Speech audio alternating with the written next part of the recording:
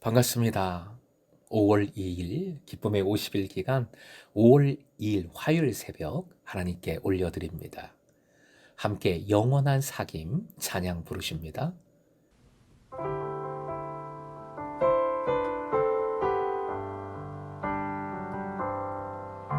영원한 사귐에 날 초대하시네. 주님을 누리며 사는 곳, 날 지으신 대로, 날 부르신 대로 주님과 함께 걷는 삶, 이것이 영원한 삶, 이것이 영원한 삶. 참 하나님과 그 아들 아는 삶,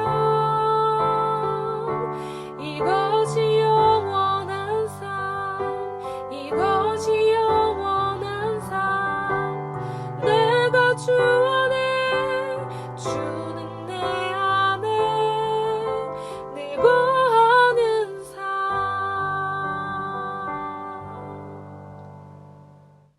오늘 말씀은 로마서 6장 9절에서 11절, 로마서 6장 9절부터 11절까지의 말씀입니다. 함께 읽겠습니다. 이는 그리스도께서 죽은 자 가운데서 살아나셨음에 다시 죽지 아니하시고 사망이 다시 그를 주장하지 못할 줄을 알미로라. 그가 죽으심은 죄에 대하여 단번에 죽으심이요 그가 살아계심은 하나님께 대하여 살아계심이니 이와 같이 너희도 너희 자신을 죄에 대하여는 죽은 자요 그리스도 예수 안에서 하나님께 대하여는 살아있는 자로 여길지어다. 오늘의 기도 제목, 하나님께 대하여 살아있는 삶을 살게 하소서. 하나님께 대하여 살아있는 삶을 살게 하소서. 지난 본문에서, 어제 본문에서 아는 것이 곧 믿음이라 했지요. 본문은 믿음에서 다시 아는 것으로 재차 표현을 전환하고 있습니다. 표현을 바꾸어 가면서 계속 뭐 하는 것입니까? 반복하는 것이지요. 왜요? 중요하니까.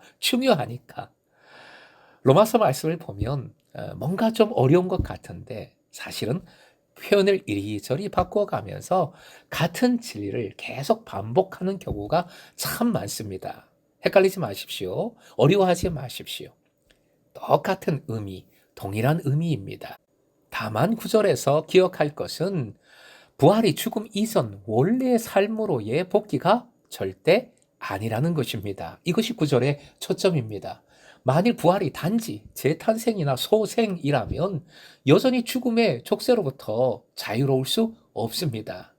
예컨대 죽었다가 다시 살아난 야이로의 딸, 나인성 과부의 아들, 마리아와 마르다의 오라버니 나사로 등은 죽었다 살아났지만 결국 만약 부활이 똑같은 소생이라면 또다시 죽음을 맞이해야 하는 것이지요. 그러나 예수 그리스도의 부활은 단순히 소생이 아니라 단번에 죽음을 정복한 기념비적인 사건입니다. 9절 하반절은 의인화해서 표현을 하고 있는데 다시는 사망이 예수 그리스도를 좌지우지 못하게 된 것을 강조하는 것이지요.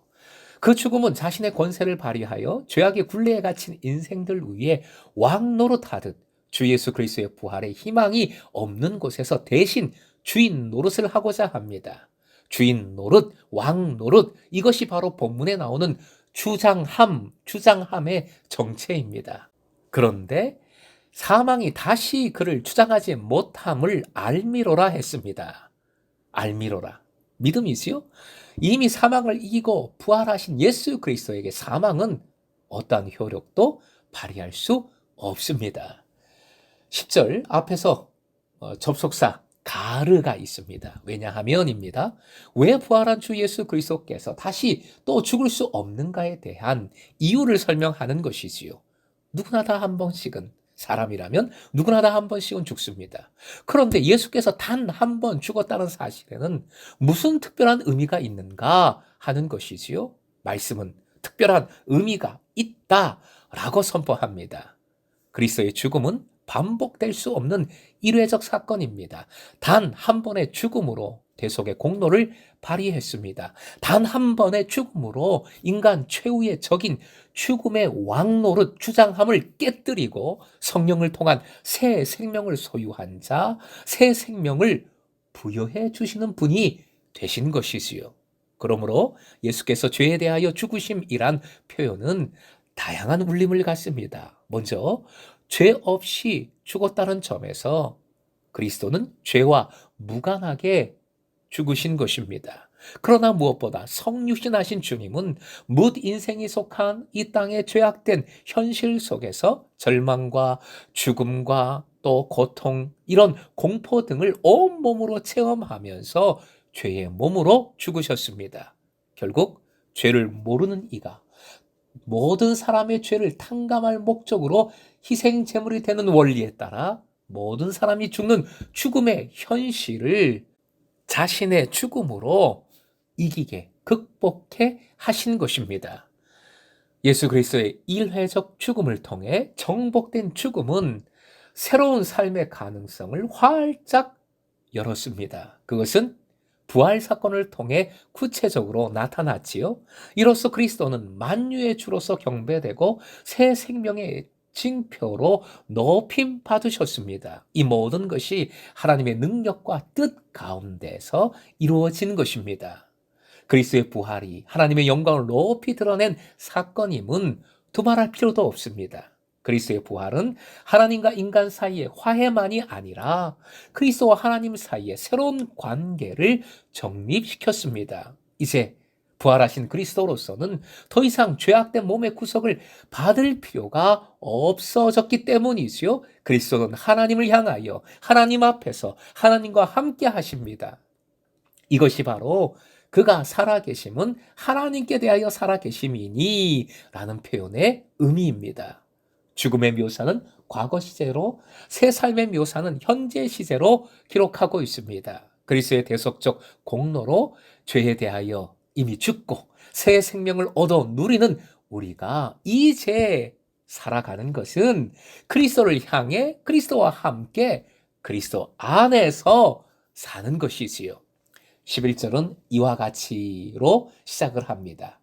결론에 대한 말씀이라는 것입니다. 예수 그리스도의 죽음과 부활이 그리스도인의 죽음과 부활의 기본 조건이 된다면 이로써 제시된 그리스도의 모범에 따라 그리스도인들도 당연히 죄에 대하여 죽고 하나님을 향해서는 산 자로 간주하라라는 것입니다. 여기에 그리스도 예수 안에서라는 표현은 그리스도 예수께서 보여주신 죽음과 부활이라는 예표대로라는 뜻입니다. 이 구절은 또한 앞에서 제기된 적대자들의 냉소적인 비판이 있었지요. 은혜를 더하기 위해 죄에 거하자, 죄를 짓자에 대한 최종 답변이기도 합니다. 그리고 11절은 명령형의 형태입니다. 여길지어다, 알아야만 한다, 꼭 알아라 라는 의미입니다. 죄에 대하여 죽고 하나님께 대하여 사는 일은 세례를 받는 행위만으로서 자동적으로 이루어지지 않습니다.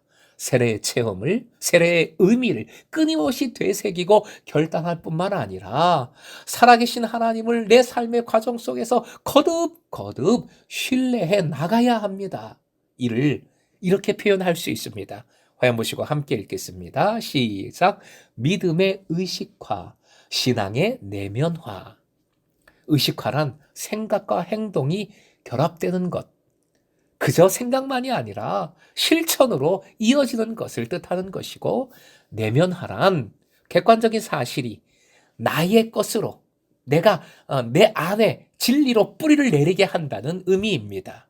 오로지 하나님께서 살아계신 존재라는 사실에 대한 확신이 설 때에, 내가 전심으로 그 믿음을 강하게 붙들 때에 우리는 계속 하나님께 대하여, 하나님을 향하여 살 수 있습니다. 나아가 그 확신을 기반으로 하여 죄에 대하여 가감히 끊어내는 삶을 살아갈 수 있는 것이지요. 무엇보다 하나님께 대하여 산다는 것은 중요한 것, 덧붙입니다. 하나님과의 열린 영적인 교제, 코이노니아이지요. 코이노니아와 앞에서 여러 번 나온 표현인데 연합을 뜻합니다. 그리스도인이 아담의 유산을 청산하고 주님께서 베풀어 주신 구원의 은혜에 동참하기 위해서는 그리스도 안에 속하고 이로써 하나님의 품 안에 거하는 것이 필수적입니다. 세례가 바로 그 연합을, 그 코이노니아를 상징하는 표지이지요. 그 세례를 받은 자로서 우리는 계속해서 주님과 코이노니아를 이루고 주님과 연합하는 삶을 살아가야 하는 것이지요. 사랑하는 금성의 제자 여러분, 그리스도의 죽음과 다시 사심에 대한 믿음이 관념이 아닌 삶으로 온전히 살아가도록 의식화하십시다. 그 믿음이 다른 사람의 고백이 아니라 그냥 저 멀리 있는 진리이거나 사실이 아니라 나의 것, 나의 고백과 나의 헌신이 담긴 믿음이 되도록 내면화하십시다. 무엇보다 그리스도 안에서 하나님과 코이노니아를, 연합을 더욱 깊이 있게 뜨겁게 이루어 가십시다. 그리하여 하나님께 대하여 살아있는 삶을 살아가는 금성의 모든 제자 되시길 주님의 이름으로 축원드립니다.